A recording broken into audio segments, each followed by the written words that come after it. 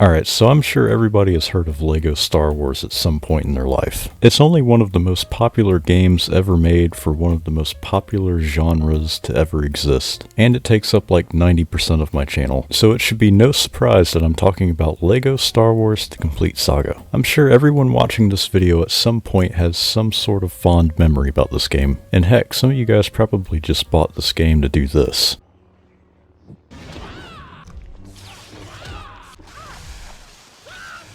But through all the fond memories, this game is now 15 years old. And now that LEGO Star Wars The Skywalker Saga is almost 1 year old, you may wonder why this game is even still worth talking about. And that's what I plan on discussing in this video. Why do I think LEGO Star Wars The Complete Saga is the greatest game ever made? Well, before we get into that, we're going to need some backstory first. The late 90s and the early to mid 2000s was a great time for Star Wars gaming. The reason why Star Wars gaming was so popular at the time is because George Lucas and Lucasfilm was producing the prequel trilogy at the time. During this time period, LucasArts produced several games that we still talk about today. Games like the Jedi Knight series, the Battlefront series, and KOTOR still have very active communities that still support them to this day. And if you have the PC versions of these games, there are plenty of mods and add-ons out there to add to the replayability value of each of these games. But in my opinion, the most important game that came out during that time period was LEGO Star Wars the video game. Released about a month and a half before Revenge of the Sith, this game set out to tell the story of the new Star Wars prequel trilogy just in LEGO form. They achieved this by recreating important parts of the movies and giving each level its own unique puzzles and challenges to make each level very interesting. This game did so well that 1 year later they released LEGO Star Wars 2, the original trilogy, which recreated the original 3 Star Wars films. This game took many aspects from the first game and improved on them, like more in-depth levels, better storytelling, and better graphics. Couple that with the soundtrack and the atmosphere of the original trilogy, it makes for a truly amazing experience. So with the popularity of those two games, in 2008 they decided to combine them into one game, LEGO Star Wars The Complete Saga. In this version you get to play all 6 episodes, plus some extra levels that were left out of the other 2 games. But we'll talk about those levels later in this video. So when you start the game, you're instantly put in the Mos Eisley Cantina. Other than just serving as a hub world, the cantina is actually important for other things too. As you walk around, you'll probably find the shop. This is where you can buy and unlock characters, extras, even hints. You can also unlock cheat codes and look back at cutscenes at the game that you might just want to rewatch. Believe it or not, in my childhood, there were days that I watched these cutscenes for way too long, and I'm not even sure why. It's just something weird that I used to do. But if you want to buy anything in the shop, well, first you have to unlock them first, and then you have to buy them with studs. Studs are an in-game currency that is literally found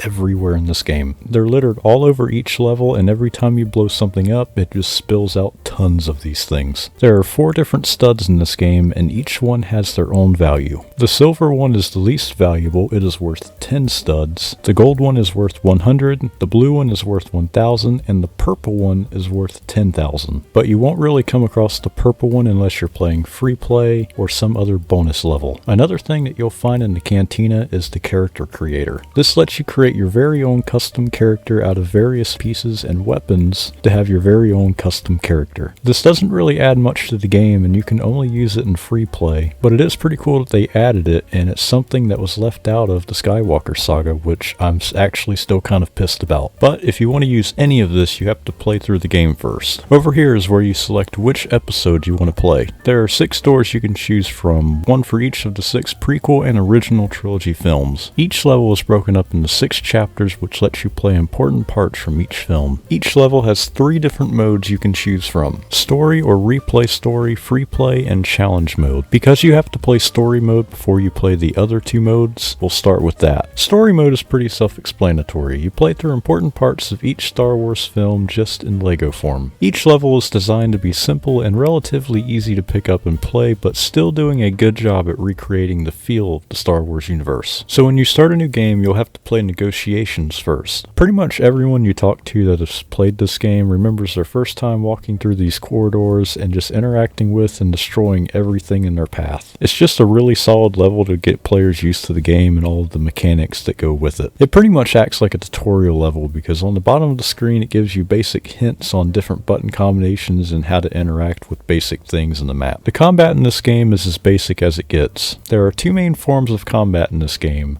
ranged and melee, and both pretty much involve you spamming the attack button over and over. Ranged characters or characters with blasters can hit enemies from long distances with blaster bolts. The game auto-aims for you so you don't have to position your character in just the right spot to hit something. Some characters also have special animations that lets them dodge blaster bolts. I've usually always played as them so I don't get killed constantly. Pretty much all of the blaster characters can punch if they're close enough to a target. You just have to be careful though because they will punch members of your party, which can be a little annoying if you're doing multiplayer. Oh, and one other important mechanic to the blaster characters before we move on to the melee characters is the grapple points. Only the blaster characters can use the grapple points, and they're super important since they're littered all over the map. So some levels they have to be used to get to different parts in the map, and others are just useful for collectibles, but we'll get to the collectibles here in a little bit. And now moving on to the melee characters, which are pretty much only limited to the Jedi and Sith. There are a few others that are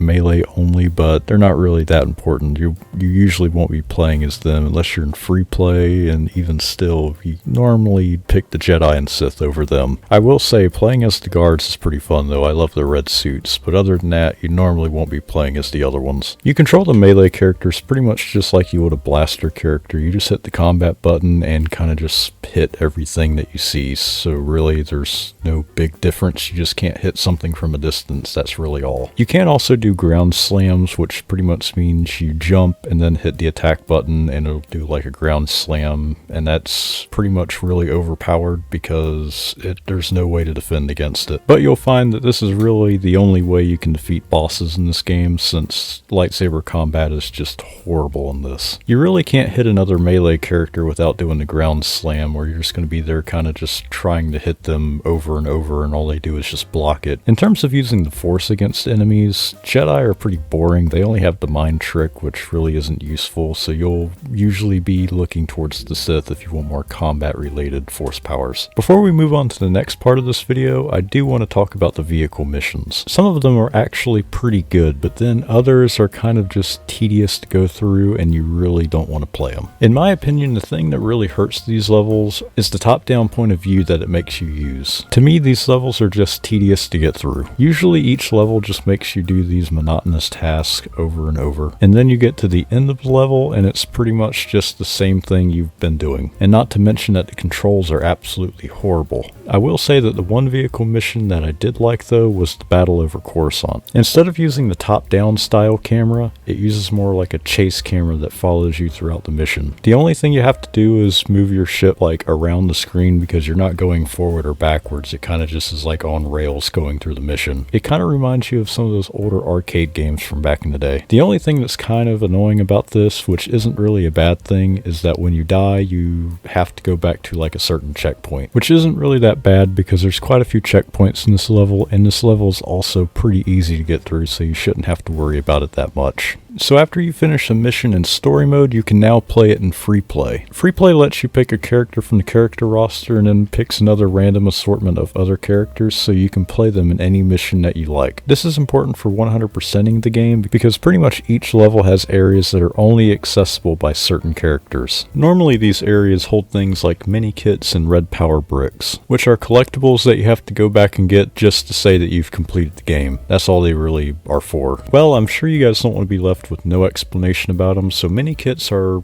items that are placed around each level. Every level has 10 of these things, and at the end screen of each level you get to see it builds this ship or whatever. You don't really get to play as it, it just builds the ship, and I guess it just serves to be something like an Easter egg or whatever you have to find around each level, I guess. The red power bricks are a little bit more useful though. They unlock extras that you can go buy in the cantina, which unlocks a bunch of wacky things and some useful useful things like the stud multipliers, but other than that, it just kind of unlocks some goofy things that you can just have at the end of the game that you wish that you had during the game or during story mode. So there you go, you get to have it now. In terms of getting these collectibles during story mode, usually there's a bunch of mini kits, like I'd say 4 or 5 that you can collect during story mode, and then every once in a while you can find a red brick you can collect during story mode, but other than that you normally have to go to free play to get these things. And that's because normally there's some sort of puzzle or like a panel box there that's not for a character in your current character roster during story mode, so you have to go to free play to get that character that can do that special thing. Like for example, you might see this like black object with the red force stuff around it.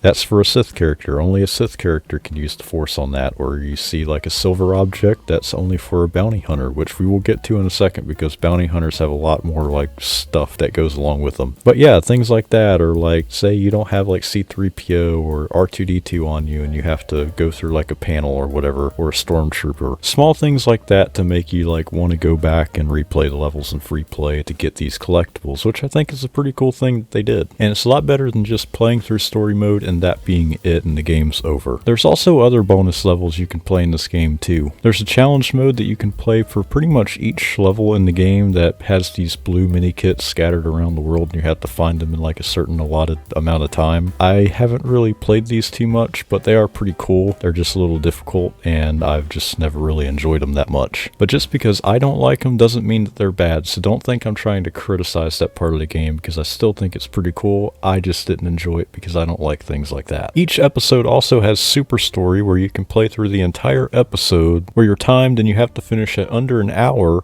and you have to collect at least 100 studs through your entire playthrough. Depending on how long it took you to complete it, the amount of time you have left will be converted into studs, and the studs you did accumulate will go into your stud total, but not much more. You will get a gold brick though. And you know, I haven't talked too much about those gold bricks, so I'm going to now because they are actually kind of important. You can look at gold bricks kind of like a progress meter to see how far you've made it through the game. Every time you complete a level or a challenge, you get one of these gold bricks. The only thing I've noticed that these really unlock are these doors in the bonus mission like area where you get to play older versions of say the pod race or gunship cavalry, and even like a level that was left out of the original game, which was Anakin's flight. And then there's also Lego City where you go around just destroying everything for studs. You get 1,000,000 studs, and there's also other stuff in there, so that's pretty cool. I mean, heck, there's even a trailer for the Indiana Jones game in there, and you even get to play as Indiana Jones himself, so if you're into that stuff, hey, it's in this game too. Besides Super Story, there's also 2 other game modes you get to play for each episode. One of them is Character Bonus, where you get to pick a character from your free play menu, and then you go around in this world and you destroy everything, and it like explodes with blue and purple studs. It's like one of the only places you'll find purple studs. So that's pretty cool. The whole point of this is to get 1,000,000 studs in the shortest amount of time possible. But sadly, you don't get to keep the 1,000,000 studs at the end. You just get a amount of studs that are like added by however much time you had left or whatever. I'm not sure exactly how they do that, but you do get some studs and a gold brick, so there you go. The other one is mini kit bonus, which you remember how I said earlier how you can't really play as the ships that you get from the mini kits? Well, actually I kind of lied because you do get to play as them here. But there's not too much of a difference between this and the character bonus, just this one's a vehicle mission, so it ends pretty much the same way and the goal is pretty much the same, get to 1,000,000 studs in the shortest amount of time possible. There is one last game mode I want to talk about though, and that is the bounty hunter missions. The bounty hunter missions are unlocked by buying all of the bounty hunters in the cantina, and when you do that you unlock the store, which lets you play like all 20 of these bounty hunter missions. These missions are pretty much like a hide and seek quest where you go find whatever like character you have to go find, like Qui-Gon Jinn or Ben Kenobi. It's another pretty cool thing that they added, and it gives the bounty hunters even more uniqueness in this game. So as we get closer to the end of this video, I'm going to talk about something that we should have talked about more at the beginning of this video, and that is all of the platforms that they put this game on. Pretty much every major console that was out in 2007 got this game. Obviously it was on the major ones like the PlayStation 3, Xbox 360, and the Wii, with the PlayStation 3 and Xbox 360 versions having the more enhanced graphics and the Wii looking more like a PS2 game. Windows and Mac also got a version, but it was pretty much just the PS3 and Xbox 360 version of the game. The only handheld console this game came out on was the DS, which is kind of surprising because LEGO Star Wars 2 came out on the PSP and it didn't even really run that bad, so I don't know why they didn't try to port